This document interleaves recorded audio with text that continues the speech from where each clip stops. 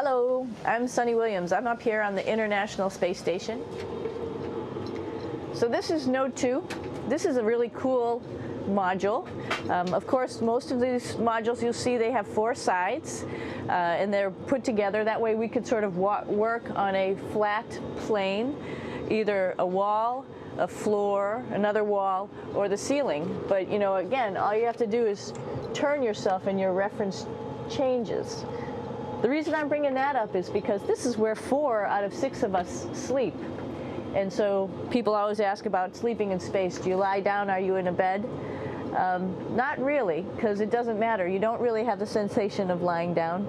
You just sit in your sleeping bag. So here's one sleep station right here. I'm going in right now. You can follow me if you want. So I'm inside. It's sort of like a little phone booth, but it's pretty comfy. I've got a sleeping bag right here that we sleep in, so we don't have sort of like a little bit of a cover. We don't fly all over the place. But you know, you can sleep in any orientation. I have it sleeping, feeling like I'm standing up right now, but like you saw, I'm on the floor. But it doesn't matter if I turn over and I sleep upside down. I can't have it, I don't have any sensation in my head that tells me that I'm upside down, so it really doesn't matter. The sleep station is also like a little office. We've got a computer in here. As you can see, we've got a couple little toys. I've got some books. I've got some clothes and other things that make it sort of like home. I'm coming out. And just for reference, that's one sleep station. This one's another. Right here. There's one on the ceiling, if you want to call it, right here. And then there's a 4th on the other wall over here. So all of us sleep in a little bit of a circle. All right, come on back. There's more to show you.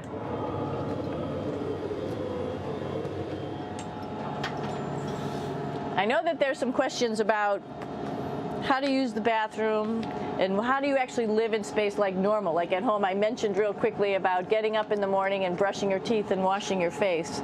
Well, how do you do that? Well, here is the bathroom essentially. You get up in the morning and we have a little kit and it has all the essential things that you need, like your toothbrush and toothpaste and brush. See how much better the brush makes my hair look? I'm just joking. It still stands up straight. It doesn't matter where you are. It's always going to stand up straight while you're up in space. A lot of people ask about toothbrush and toothpaste. So, luckily enough, toothpaste, you can do it upside right this way, is sticky, and so it sticks to your toothbrush. No problem. Another cool thing is that water sticks to your toothbrush too. If you can see it, I'll have some water come out. The water is pretty neat up in space. It'll stick to your toothbrush and it will make a big bubble. And that's just by surface tension. And then you can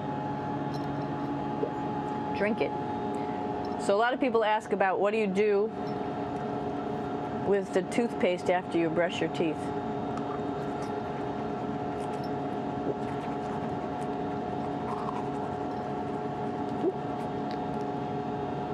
Two options. Swallow it, and it's sort of like mouthwash, but it tastes a little gross. Or you can just spit it out in a paper towel, and then you don't have to worry about it. Swallowing thing I wouldn't recommend at home. I'm only up here for 4 months, so it's not that bad.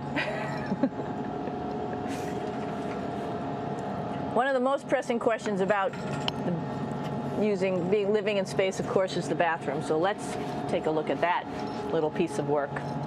Come on in.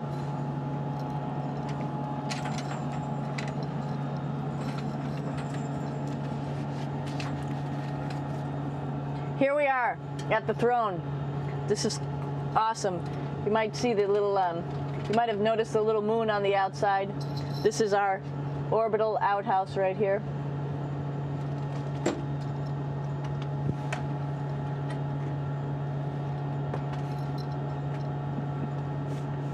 And of course, it serves for two functions. Number 2, right here. I'll show you. But you see it's pretty small, so you have to have pretty good aim, and you'll be ready to make sure things get let go the right direction. And it smells a little bit, so I'm closing it up. And that's of course for number 2. And this guy right here is for number 1. So they're sort of two slightly separate functions, but you can do a little, essentially both, by hanging on right here and doing number 1 and number 2. I might add it's color coded, so you really don't get it mixed up, which is nice. This is yellows for number 1.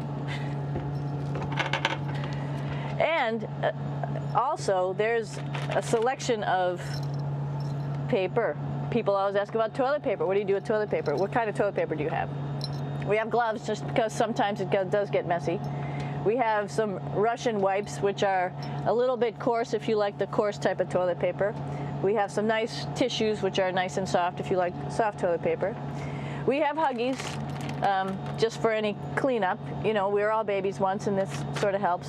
And then if things get really out of control, we have disinfectant wipes, just to make sure we clean up here. Because, you know, just like the water I showed you, the number 1 stuff can sort of go all over the place if you don't aim correctly. And did I mention both of these have a little bit of suction, so they should keep things going in the right direction. But like I said, sometimes things get a little out of control if you are out of control yourself flying around. So we have lots of protective stuff. And of course, you do have your privacy. There's a little door, so other people know that you're in there. Here's a pretty cool place. This is sort of like in your house where everybody meets in the morning. After you wash your face, brush your teeth, you want to find something for breakfast. And this is our kitchen. You might notice there's all sorts of foods here. It's like opening the refrigerator. You got all your different stuff that you want to have: drinks, meats, eggs, vegetables, cereals, bread, snacks. And that's a good place. That's where you find all the candy. Side dishes, and then some little power bars just in case. So we have all this type of food. Some of it is dehydrated, and so we have to hydrate it, fill it up with water. Some of it is all ready-made, and then all we have to do is heat it up. So something like this, I'm pulling out barbecued beef brisket. Pretty yummy. Not only is this food made in the US, but we also have food here from Japan. We've got Russian food. As you can see, all these red containers are filled with food that's from Russia. And then we get some of our specialty stuff, some things that we like, some of our favorite stuff that your family can send up. In fact, I like fluffernutters, and so I got sent up some fluff so I could make my fluffernutter with peanut butter. So you have a lot of food up here, no problems.